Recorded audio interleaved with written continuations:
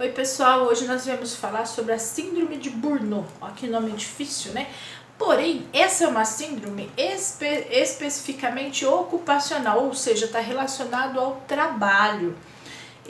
Às vezes a gente desenvolve alguns sintomas que a gente nem percebe e a gente não sabe que está se transformando em uma síndrome. Né? Às vezes você está num ambiente de trabalho que você não está contente, que não é bom para você, é um ambiente estressor, um ambiente tóxico, mas você não se dá conta que aquilo está te causando um dano. Como que você percebe se você está desenvolvendo a síndrome de Burnout? Você começa a se sentir esgotado, você começa a se sentir muito cansado, muito exausto, você não tem vontade de fazer nada, você não tem motivação para fazer as coisas, você não tem vontade de ir para o trabalho. E não é só um simples cansaço que uma férias dá conta, né? É que o ambiente ele se tornou tão pesado para você emocionalmente que você está agora prostrado diante dele.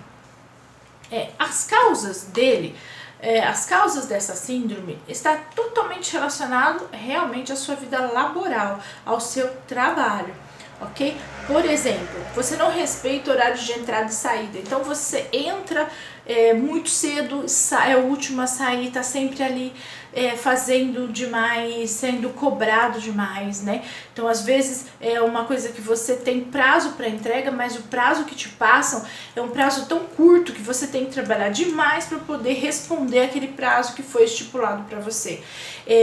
Outra questão, chefes abusivos, então são chefes assim tóxicos, né?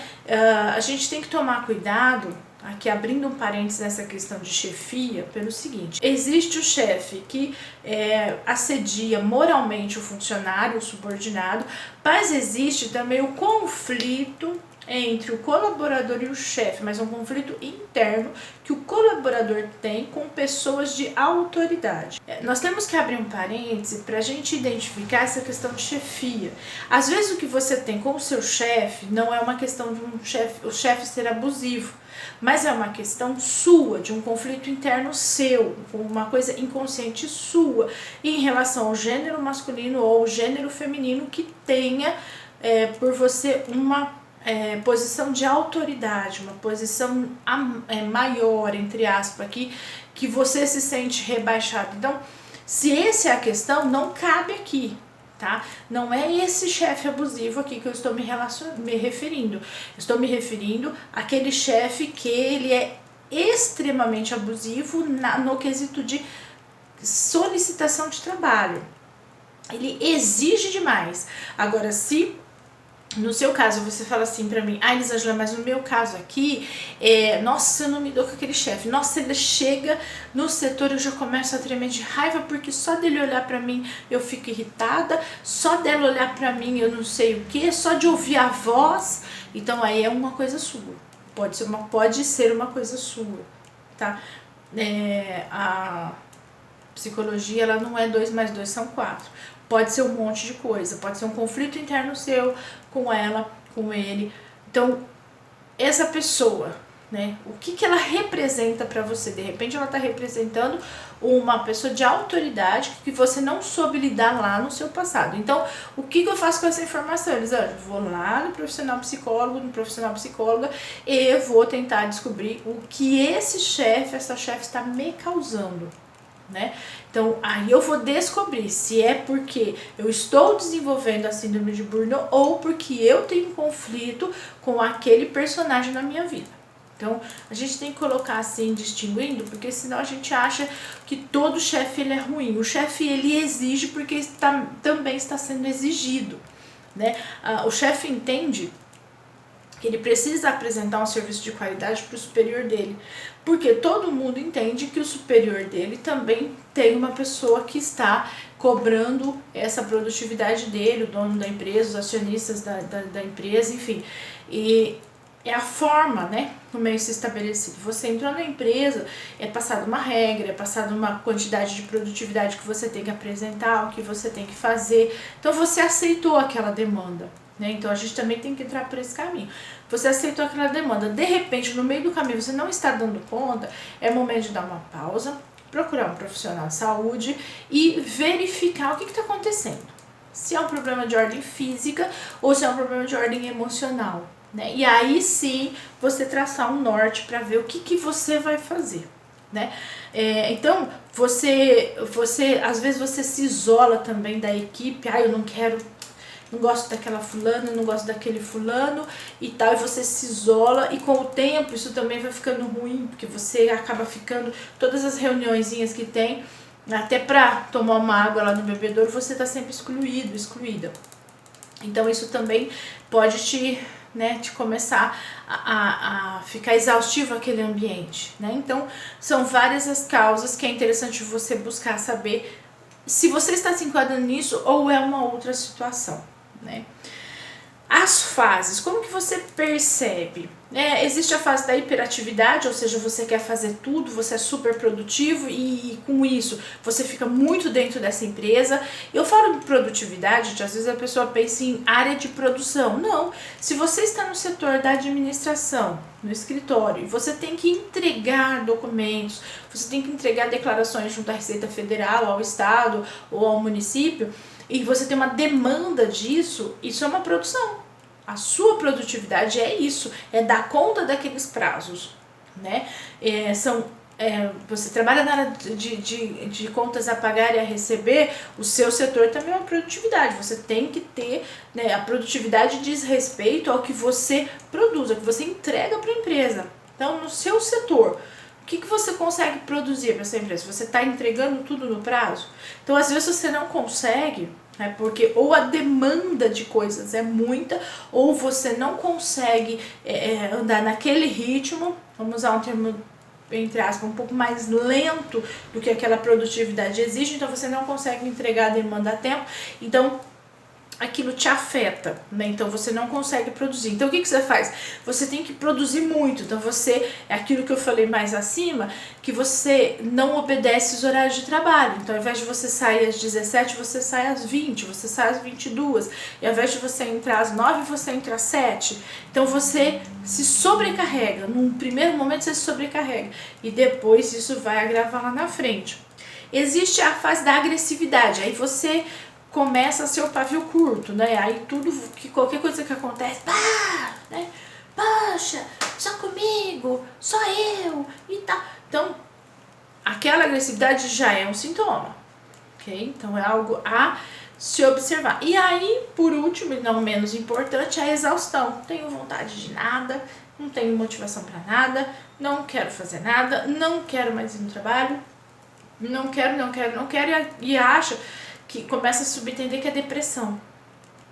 E não é. Está relacionado ao trabalho. Eles acham que eu faço nessa situação? Você vai buscar ajuda profissional. Para quê? Para entender se realmente você está com essa síndrome ou qualquer uma outra, né? Ou qualquer um outro problema. E você entendendo o que está acontecendo, você vai tomar a diretriz para sair dessa situação. A questão do trabalho. Elisângela, não posso pedir a conta. Como que eu vou chegar no meu trabalho e falar, então, patrão, eu a partir de amanhã não venho mais. Não é assim, né?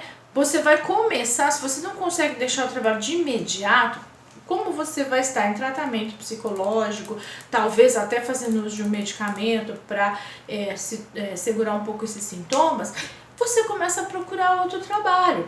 Vai mandando currículo, vai conversando com um amigo aqui, outro ali, olha, surgiu uma vaga na sua empresa, você pode me indicar, porque, nossa, lá tá demais, eu achei que não ia ser tanto, mas né, o chefe cobra muito e ele até me explica que é porque o chefe dele tá cobrando, mas eu não dou conta, né? Você também tem que entender até onde você consegue ir. Não adianta você falar assim, mas o outro consegue, o outro tem 10 anos de empresa, eles nunca desenvolveram, por que eu não? Nossa, então não se condene, você não deu conta. Né? Aquele ambiente é estressor, você não conseguiu ficar todo aquele tempo, que você imaginou que ia se aposentar na empresa. Não deu.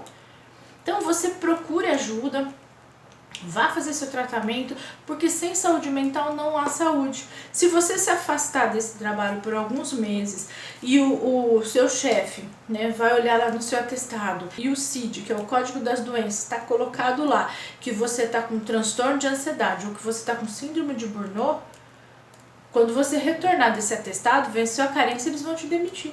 Então é mais fácil você já buscando tratamento e uma outra opção de emprego para não ser pego de surpresa, do que você ficar nessa, entre aspas, zona de conforto, achando que não, e vai, daqui a pouco eu resolvo, e quando você menos espera, sua carta de demissão está na mesa. Então, cuidado, né? A nossa mente, ela não dá conta de tanta demanda que o século XXI está exigindo, né? A gente está trabalhando numa correria desenfreada e a gente precisa tomar cuidado, porque muitas são as doenças emocionais, as doenças mentais que estão acarretando no ser humano, né?